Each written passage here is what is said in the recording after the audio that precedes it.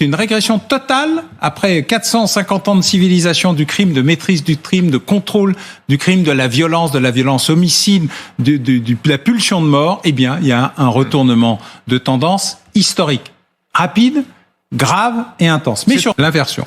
Et depuis, une accélération intense. Mais surtout, un rajeunissement des auteurs et des victimes. Une communautarisation qui amène à considérer que auteurs et victimes se ressemblent, ont le même âge, de plus en plus le même âge, et sont de plus en plus jeunes. Premier élément. Deuxième élément, une inversion des valeurs où tuer et être un tueur à gages devient un enjeu d'affirmation sociale. Les stupes, les cryptos, la mort. Mais la mort comme tueur à gages, la mort pour gagner de l'argent. Europol, pour la première fois de son histoire, vient de lancer une campagne d'identification et de prévention de plusieurs centaines de tueurs à gages mineurs.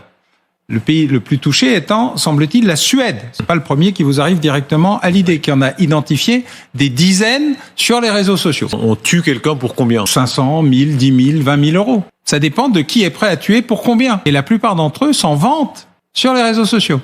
C'est-à-dire, non seulement c'est pas caché, mais ils s'en sont contents. Le recrutement se fait en direct et ils sont contents de montrer que eux, dont un à Marseille récemment, ils tuent. Et ça ouvre des voies inédites à des recrutements de proximité ou directement d'une cellule de prison, de dizaines voire de centaines de petites mains qui ne font plus simplement le trafic, la surveillance, recruter parce qu'entre 13 et 15 ans, on va éviter de les mettre en prison, mais qui sont prêts à tuer parce que tuer, c'est fun.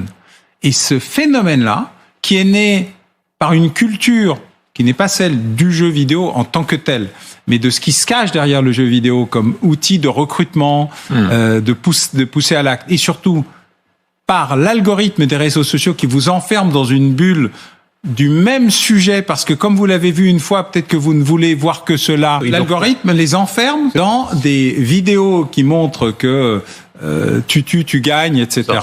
Et là, vous êtes dans un univers où la violence, le règlement de compte, les agressions deviennent un univers fermé qui semble être le comble du fun et de l'affirmation du fun. Et donc, ce phénomène n'est pas nouveau, ça s'appelait les Apaches il y a 100 ans, à Paris. Eh bien, vous êtes dans cet univers-là, sauf que nous l'avions éliminé pour des tas de raisons historiques. Nous avions réussi avec les pairs PAIRS, les pairs PERES, les acteurs sociaux, les médiateurs sociaux, l'éducation, à inventer une société qui avait peu à peu oublié la violence et qui était prête à discuter, dialoguer, utiliser des moyens qui n'étaient pas directement le poing dans la figure. Maintenant, on est revenu au surinage